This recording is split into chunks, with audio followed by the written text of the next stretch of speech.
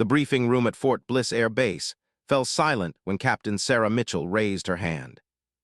It was a Monday morning in late September, and the Arizona heat had already begun to settle into the hangar like a living thing.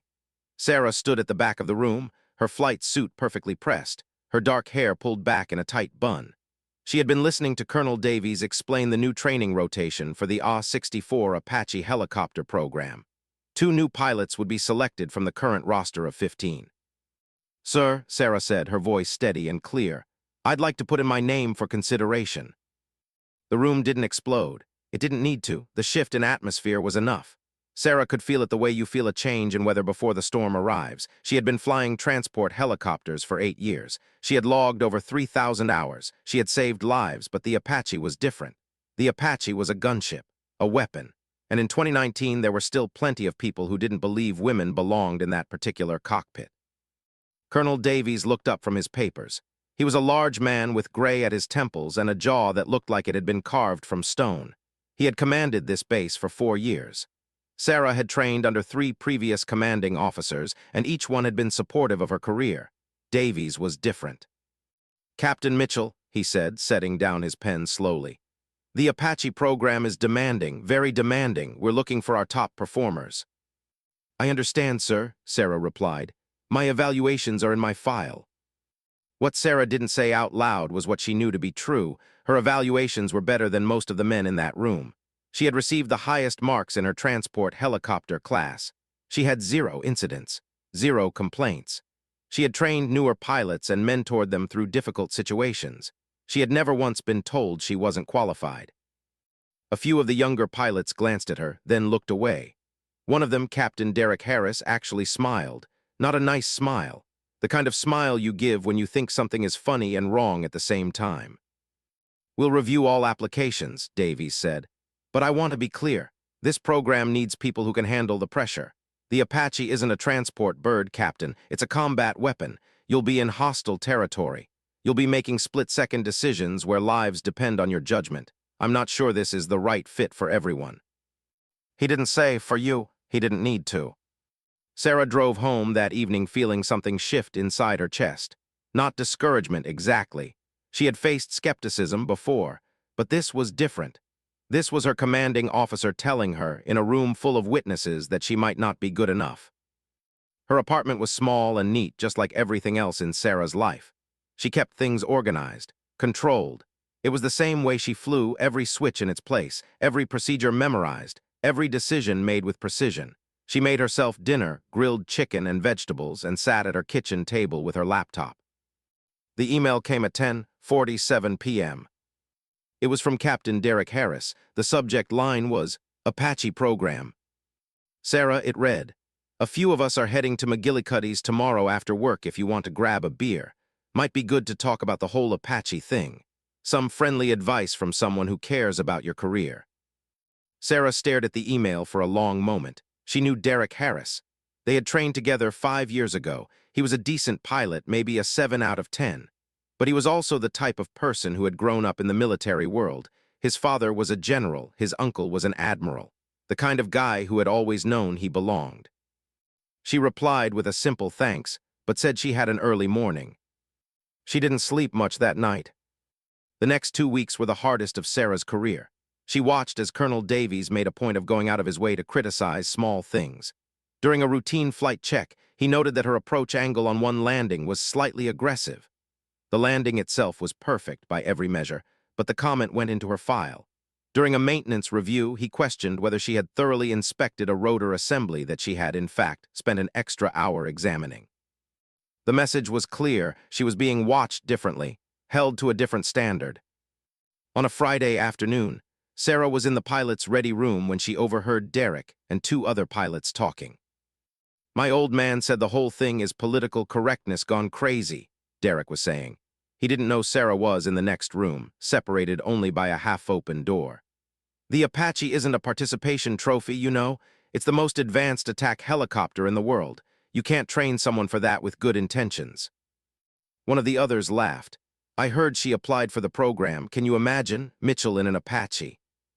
"She's a good transport pilot," Derek said, and there was something almost cruel about the condescension in his voice. "Nothing wrong with that, but there's a difference between flying supplies from point A to point B and making combat decisions. It's a different kind of pressure. Sarah stood perfectly still in the next room, her hands clenched at her sides. She didn't let herself react. Not there, not then. But something hardened inside her. Some part of her that had been hopping still, that maybe she was being paranoid, that maybe she was reading too much into the looks and the comments. She wasn't. That evening, Sarah sat in her apartment and made a decision. She wasn't going to give up. She wasn't going to transfer. She wasn't going to let anyone convince her that she didn't belong here.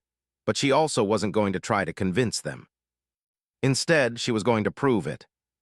For the next 3 months, Sarah worked. Not the normal work that any pilot does, but something more. She spent her off hours studying the Apache's systems in obsessive detail. She watched instructional videos. She read every technical manual twice. She drove to a small flight school 2 hours away and paid for extra simulator time on her own dime. She was going to walk into that selection test knowing the Apache better than anyone else in the room. She was going to be so good that there would be no excuse, no way to deny her, no way to find her lacking. By December, when the official testing period began, Sarah had transformed her doubt into something else entirely: pure, crystalline determination. There were 5 components: a written examination covering the helicopter's systems and procedures, a simulator test, a physical evaluation, a psychological assessment, and finally, a check flight with one of the base's senior instructor pilots. Sarah approached each one like a soldier approaching a mission. The written exam came first on a cold Monday morning, 20 questions, all of them challenging. Sarah knew every answer before she finished reading the questions. She had studied so hard, so completely, that the material had become part of her. She answered the exam in 45 minutes out of the allowed hour. Perfect score. When the results were posted on Thursday, her name was at the top. Not just passing, not just good. The absolute highest mark of the 5 pilots taking the test. Derek Harris's name was 4th. That night, Sarah noticed the tone in the hangar shift slightly. The congratulations were a bit warmer, the handshakes a bit firmer, but Colonel Davies said nothing. He simply walked past her when she was standing in the bay, discussing rotor maintenance with one of the technicians. The simulator test came next. This was where the real test began. The Apache's combat systems were complex, so complex that an entire specialized training program existed just to teach pilots how to use them. The weapons systems, the targeting computer, the radar integration, the thermal imaging, it was all designed to make a pilot more efficient at a single job, delivering firepower with precision. Sarah had spent 70 hours in the simulator before the official test. Most of the other pilots had spent maybe 30. The test itself was a series of scenarios. Simulate combat situations with specific objectives. Identify targets using different sensors. Manage the aircraft while communicating with ground support. Stay calm under pressure. Make decisions quickly. Sarah completed each scenario with textbook precision, but it was the last scenario where she showed something more than technical skill. She showed judgment. The scenario involved a target location in a civilian area. Intelligence suggested the target was there, but the data wasn't certain. If Sarah engaged and the intelligence was wrong, she could hit civilians. If she didn't engage and the target was real, they escaped. Most pilots would have engaged. The simulator was testing their weapons capability after all. Sarah held position, radioed back for updated intelligence, and waited. When the updated intelligence came through and confirmed the target, she engaged with precision. Perfect shot. No collateral damage. The instructor, a major named Patricia Owens who had flown over 200 combat missions, watched silently. When the scenario ended, she looked at Sarah with something like recognition. "That was good decision-making," Major Owens said simply. "Not everyone thinks about the second-order consequences." Sarah had been selected to fly with Major Owens for her check flight. That was no accident. The check flight was scheduled for the following Tuesday. The day before, Sarah ran through the entire procedure in her mind as she lay in bed. She visualized the takeoff, the climb, the different maneuvers, the systems checks. Everything had to be perfect because they were going to be watching, all of them, and if there was even one mistake, even one moment of doubt, they would use it. Tuesday morning came gray and cold. A storm was moving through Arizona, making the flight particularly challenging. Sarah did her pre-flight check with military precision. Everything was exactly where it should be. At 800, she and Major Owens strapped in. The helicopter lifted off smoothly. Sarah's hands were steady. Her voice was calm as she communicated with the tower. She performed every maneuver perfectly. The hover was rock steady. The high-altitude handling was textbook. She demonstrated combat turns, weapons system integration, and emergency procedures. Major Owens didn't say much during the flight. She watched. She made notes. But as they approached the landing zone, she spoke for the first time in 20 minutes. "You ready for combat?" she asked. Sarah's hands remained steady on the controls. "Yes, ma'am."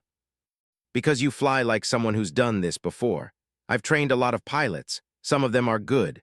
Some of them are exceptional. Most of them are thinking about the rules and the procedures. You're thinking about the problem itself."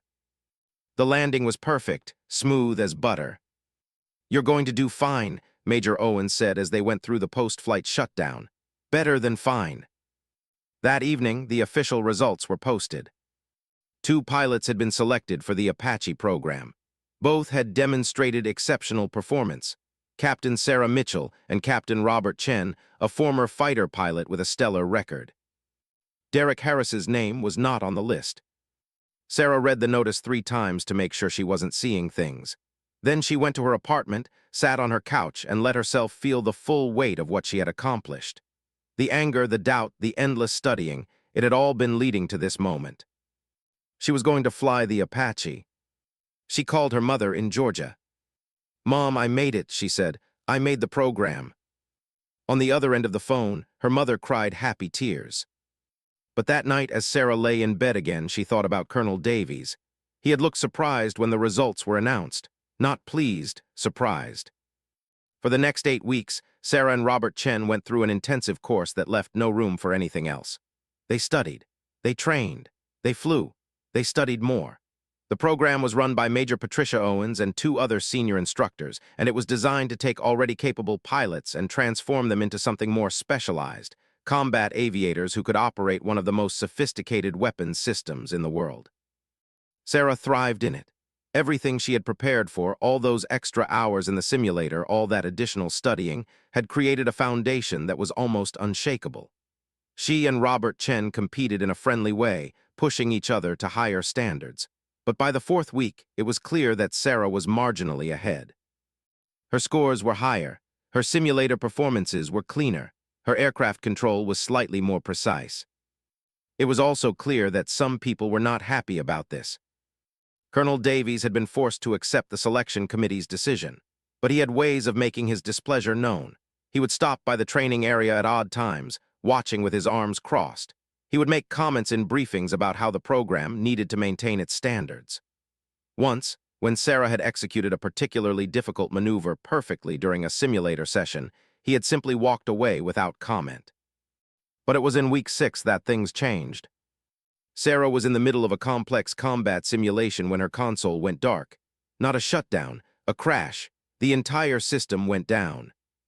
She immediately stopped the simulation and ran the diagnostic.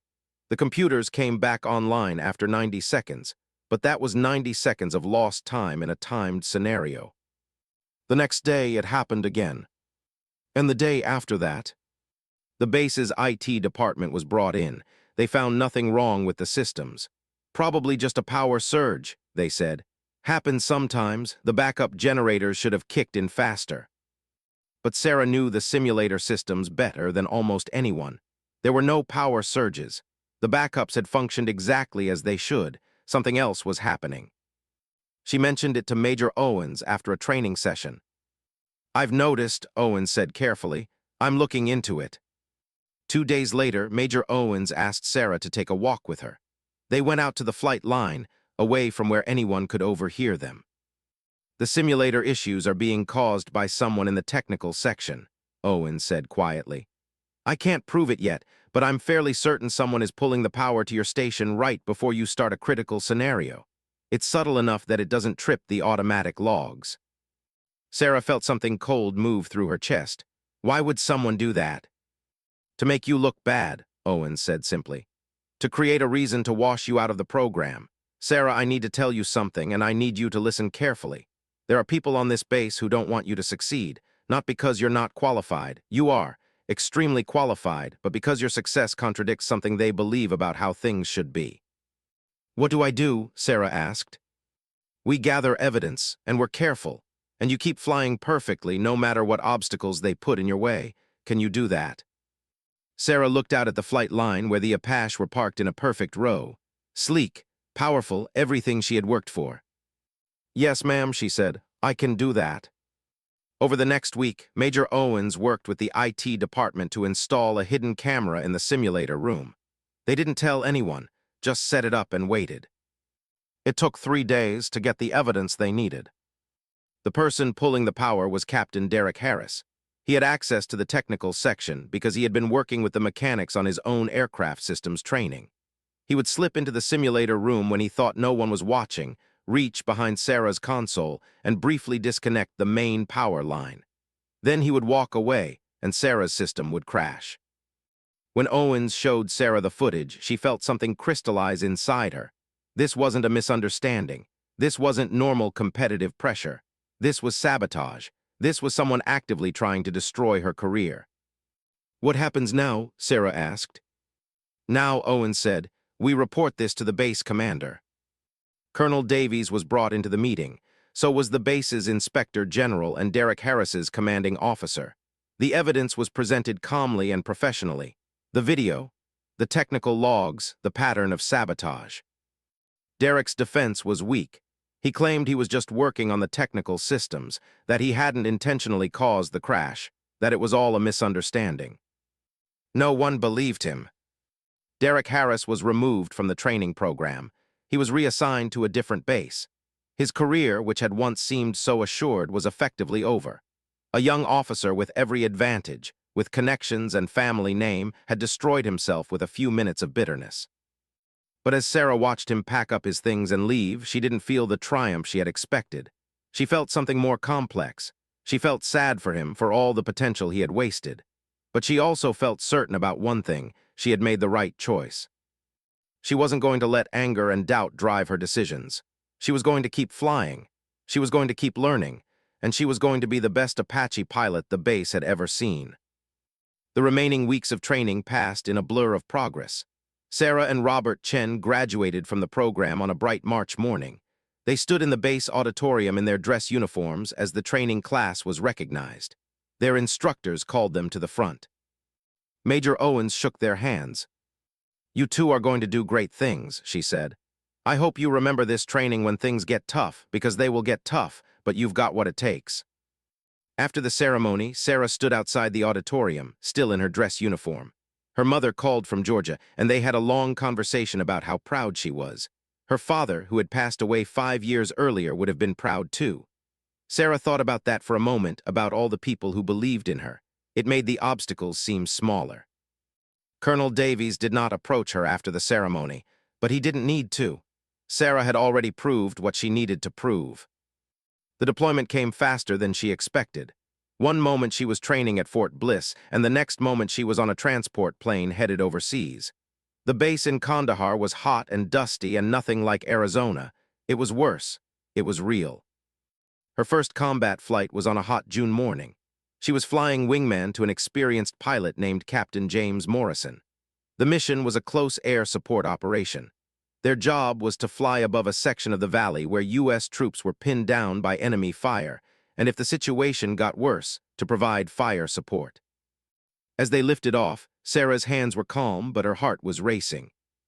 You good? Morrison asked over the radio. Ready, Sarah replied. The flight took 20 minutes. When they arrived at the target area, they could see the situation immediately. A convoy of vehicles, American soldiers taking fire from positions on the hillside above them. Muzzle flashes visible in the heat shimmer.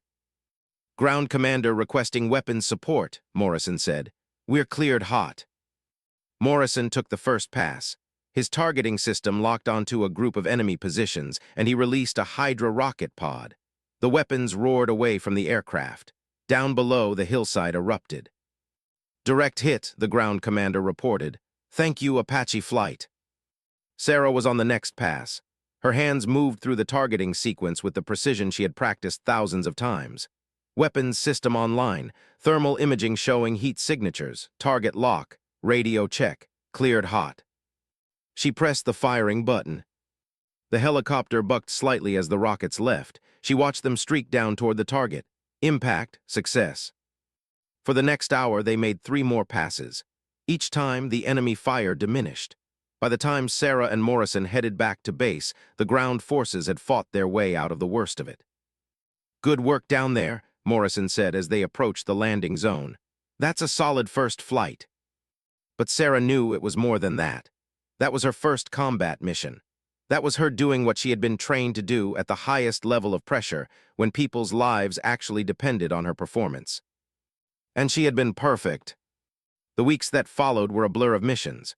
Some days were quieter, with routine patrol flights and reconnaissance work. Other days were intense, multiple combat operations, high-stress decisions made in seconds, weapons deployed, lives saved.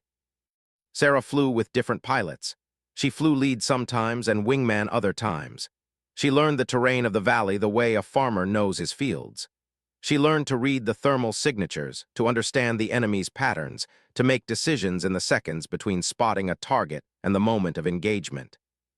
By the end of her first month, she had flown 37 combat missions. She had fired on enemy positions 23 times. Not once had her performance been questioned. But it was on her 40th mission that everything changed. The call came in from ground forces. A forward operating base was taking heavy fire from a coordinated attack. Multiple enemy positions, multiple weapons. Sarah was on alert rotation and had her Apache ready. She was in the cockpit and airborne in 12 minutes. When she arrived at the combat zone, the situation was more serious than the initial report had suggested. The enemy fire was accurate and sustained. 2 American soldiers had already been wounded, and the Americans were pinned down by fire coming from 3 separate locations. "Apache, we need you to suppress the fire from the northern position," the ground commander reported. "That's the most accurate and is pinning down our medics." Sarah's targeting system locked onto the position. She had a clear shot. The position was in open terrain with no civilians in the area. It was a clean engagement. But something made her pause. In her mind, she saw the simulator scenario from months ago, the one where the intelligence wasn't quite certain. The one where engaging meant risking civilians. She zoomed the thermal camera in closer. There were heat signatures at the position, clearly, but she could also see what looked like a small structure nearby. Maybe a building, maybe a residence. She made a decision. "Ground commander, I need better intelligence on civilian presence at the northern position," she reported. "Apache, we need suppression now," the commander said. His voice was tight, stressed. Soldiers were in danger. "Understood," Sarah said, "but I need to know about that building adjacent to the position." There was a pause, longer than Sarah would have liked. "Stand by," the commander said. Those seconds felt like years. Below her, American soldiers were being shot at. They were scared. They needed support. Every second she waited was a second they spent exposed to enemy fire. Then the commander came back on the radio. "We have a report that the building is a medical clinic. The civilians are sheltering there, along with a few of our local partner forces. The enemy is using the position, but engaging would hit the clinic." Sarah took a breath. This was exactly the kind of situation where the split-second decision mattered most. She could engage anyway. Technically, it was a military target. The enemy was there. Soldiers would understand if civilian casualties happened in combat. But Sarah made a different choice. "Copy that," she said. "I'm going to engage the other positions and provide suppression without hitting the clinic." For the next 30 minutes, Sarah flew perfect maneuvers. She employed her weapons against the enemy positions that weren't adjacent to civilian areas. She provided cover fire for the Americans to advance and evacuate their wounded. She flew patterns that put pressure on the enemy from multiple angles, forcing them to spread their fire thin. By the time her fuel ran low and another Apache came to relieve her, the immediate situation was under control. The Americans had evacuated their wounded and established a stronger defensive position. The enemy had lost the initiative. "Nice work, Apache," the ground commander said. "Very professional." But Sarah knew that was only part of the story. She had prevented a disaster. If she had engaged that position without verifying the civilian presence, she might have killed a dozen innocent people. That kind of mistake, even if technically justified by the rules of engagement, had a way of rippling outward. It turned locals against the American presence. It created new enemies. It cost more soldiers their lives down the line. She had learned that in her studies, but she had made it real through her choice. When she landed, she filed her report with the same precision she applied to everything else. The decisions she had made, the intelligence she had requested, the outcome. An hour later, she was called into the office of the base commander, Colonel Mark Hernandez. "Captain Mitchell," he said, "I wanted to talk to you personally about today's mission." Sarah's stomach tightened slightly. Had she made a wrong call? "You requested intelligence on that position instead of engaging immediately," Hernandez said. "Walk me through your thinking." Sarah explained as clearly as she could what she had seen in the thermal image. The ambiguity, the risk to civilians, the decision to verify before shooting. Hernandez listened without interrupting. "Do you know how many pilots would have just engaged?" he asked when she finished. "A lot of them, maybe most. The target was there. The intelligence was unclear but not clear enough to prevent engagement. Most pilots would have seen that as acceptable risk." "Yes, sir," Sarah said, "but I thought the additional intelligence might change the situation." "It did," Hernandez said, "and you saved civilian lives today. That's something I'm going to recommend be recognized. You didn't just fly well today, Captain. You led well. That's rarer than good flying." Sarah felt something shift inside her. A validation, not just of her technical skills, but of her judgment, her character. "Thank you, sir," she said. "You're going to go places," Hernandez told her. "I hope you know that. There's a Navy Admiral flying through here next week. He likes to visit with the pilots. I'm going to make sure he meets you." Sarah left the office feeling something she hadn't felt in a long time, at peace. Not because the fighting was over or because she had won some kind of victory, but because she had stayed true to her principles under pressure and the people who mattered had noticed. The final weeks of her deployment passed quickly. She flew more missions. She continued to perform at the highest level, and then one day it was time to go home. The airfield at Fort Bliss looked exactly the same as when Sarah had left, but somehow different. The same buildings, the same layout, but she was different now. She had flown combat missions. She had made decisions under pressure. She had been tested in ways that training never could test you. As the transport plane touched down, Sarah gathered her gear and waited her turn to deplane. A small crowd had gathered, ground crew, a few officers, family members of soldiers who were coming home. Sarah's mother was there, standing with a small group of people. When she saw Sarah come down the steps, she started to cry. Sarah managed to get through the paperwork and initial processing. Within 2 hours, she was reunited with her mother in the terminal building. "I'm so proud of you," her mother said, holding her. "So incredibly proud." They drove to Sarah's apartment in El Paso. She unpacked her gear. She took a long shower. For the first time in months, she slept without the sound of helicopters and distant explosions in the background. The next morning, she reported for her mandatory debrief and medical checkout. The routine stuff that came with coming home from deployment. But that afternoon, she got a message from Major Patricia Owens. "Mitchell," it read, "welcome home. There's a briefing tomorrow morning at 800. The Admiral is visiting base. You need to be there." Sarah wasn't sure what that meant, but she showed up at 800 in dress uniform. The briefing room was larger than usual. There were high-ranking officers present, more than she would have expected for a routine visit. And there, standing at the front of the room, was Admiral James Mitchell. Not related to her, but she had heard the name before. He was one of the highest-ranking officers in Army aviation. Colonel Davies was present, standing slightly to the side. His expression was neutral. "We're here to recognize some exceptional performance," Admiral Mitchell began.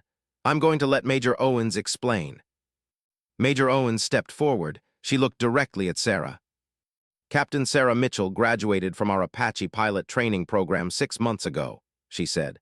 "During her deployment in Afghanistan, she flew 47 combat missions. She recorded 0 friendly fire incidents, 0 civilian casualties, and perfect decision-making under extreme pressure." Sarah felt her chest tighten. "On one particular mission," Owens continued, "Captain Mitchell faced a situation where engaging a target would have been within the rules of engagement, but would likely have resulted in civilian deaths. She chose instead to request additional intelligence before engaging. That decision, to verify rather than assume, prevented a tragedy and exemplified the kind of professional judgment we need in our pilots. The Admiral was looking at Sarah now with keen interest. "Captain Mitchell," Owens said, "I'm recommending you for a commendation. But more importantly, I wanted Admiral Mitchell to meet someone who represents the future of Army aviation." The Admiral stepped forward and extended his hand. "Captain Mitchell," he said, shaking her hand firmly, "I've reviewed your service record, your training performance, your combat performance. I have to tell you something, and I want you to listen carefully." Sarah stood at attention. "You're one of the finest pilots I've encountered in my entire career," the Admiral said. "And I've been flying helicopters since before you were born. I've seen good pilots. I've seen great pilots. But the combination of technical skill, tactical judgment, and moral courage that you've shown, that's rare. Very rare. I wanted to tell you that personally." The room was completely silent. "What's more," the Admiral continued, "I've learned some things about your path to this program, about the obstacles you faced, about people who doubted you. And I want to be very clear, those people were wrong, and this base is fortunate to have you." He said it clearly enough that everyone could hear, and everyone understood he was talking about Colonel Davies. Davies' jaw was tight, his eyes were fixed forward. "Captain Mitchell, I'd like you to do something for me," the Admiral said. "Next month, we're starting a new advanced training program for senior Apache pilots, instructors who will train the next generation. I'd like to nominate you for that program, with your permission." Sarah's voice was steady when she answered, "I'd be honored, sir." "Good," the Admiral said, "because the Army needs more pilots like you, and it needs fewer people like whoever was sabotaging your simulator." That was when Sarah realized the Admiral knew about Derek Harris, about the sabotage, about everything. "Yes, sir," she said simply. The briefing ended shortly after. As Sarah was leaving, Major Owens caught up with her. "The Admiral made some calls," Owens said quietly. "After he reviewed your combat record, he wanted to know how you had gotten this good. He reviewed your training record. When he saw the sabotage issue, he was not happy. Let's say he made his feelings known at a higher level." "Where is Derek Harris now?" Sarah asked. "Separated from service," Owens said. "Dishonorable discharge. He destroyed his own career. All you did was fly well." Sarah walked out of the building into the Arizona sunshine. She thought about everything that had led to this moment. The doubt, the insults, the sabotage, her decision not to let any of it stop her, her decision to prove herself through excellence rather than through anger. That evening, she called her mother. "I have something to tell you," Sarah said, and as she told the story of the Admiral's visit of the commendation of the advanced training program, her mother cried again. This time they were tears of joy, of vindication, of a long struggle finally being recognized. A week later, Sarah received the official commendation in the mail. It was a certificate signed by the Admiral and Colonel Hernandez. Below that, she read the citation. "Captain Sarah Mitchell is commended for exemplary service and extraordinary judgment in combat. On multiple occasions, Captain Mitchell demonstrated the technical proficiency and moral courage necessary to protect both American lives and the lives of civilians in conflict zones. Her decisions under pressure reflect the highest traditions of military service. She represents the future of Army aviation and is a credit to her service, her unit, and her country." Sarah framed the commendation and hung it in her apartment. But more meaningful than the certificate was what came next. She was selected for the Advanced Instructor Program. She completed it with distinction. Within 2 years, she was promoted to Major. Within 5 years, she was running an entire training program and had trained over 200 new Apache pilots. Some of those pilots were women. Some of them had faced the same kind of doubt and skepticism that Sarah had faced. But they had a different advantage. They had Sarah. They had someone who understood what they were dealing with, someone who had survived it, someone who could tell them that excellence was the best answer to doubt. Colonel Davies retired 2 years after the Admiral's visit. He had been passed over for promotion. He had spent those years watching Sarah's star rise while his remained stationary. In his final fitness report, nothing was explicitly said, but everyone understood.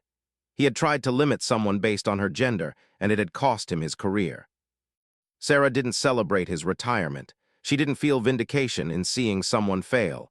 But she understood the lesson. In the military, just like in life, you can't hold back talented people forever. You can only hold yourself back. On the day she was promoted to colonel, 15 years after she had first asked to fly the Apache, Sarah stood in dress uniform and thought about everything it had taken to get there. The studying, the training, the obstacles, the unwavering belief in herself. As she pinned on her new insignia, she thought about all the young pilots still coming up through the ranks. She thought about the doubters and the skeptics who still existed in every field, in every area of human endeavor. People who believed that certain people didn't belong in certain places. And she thought about how the only real answer to that kind of thinking was excellence. Not anger, not spite, not a desire for revenge, just the simple, undeniable truth of doing the job better than anyone else could do it. That was vindication enough. Years later, when journalists would ask her about her remarkable career, about the obstacles she had overcome, Sarah would always say the same thing. I was never trying to prove something to the people who doubted me. I was trying to prove something to myself, that I was capable, that I belonged, that my work mattered. Once I figured out that those were the only judges that really mattered, everything else became easier. The Admiral who had visited Fort Bliss that day eventually retired. But before he did, he made sure that Sarah was on track for even higher command. He wrote letters of recommendation. He mentioned her name in the right circles. He had seen something in her that day, not just a good pilot, but a leader with integrity. And as Colonel Sarah Mitchell eventually rose to take command of a major aviation training center, she never forgot what it felt like to be told she didn't belong. She never forgot the doubt, the insults, the obstacles.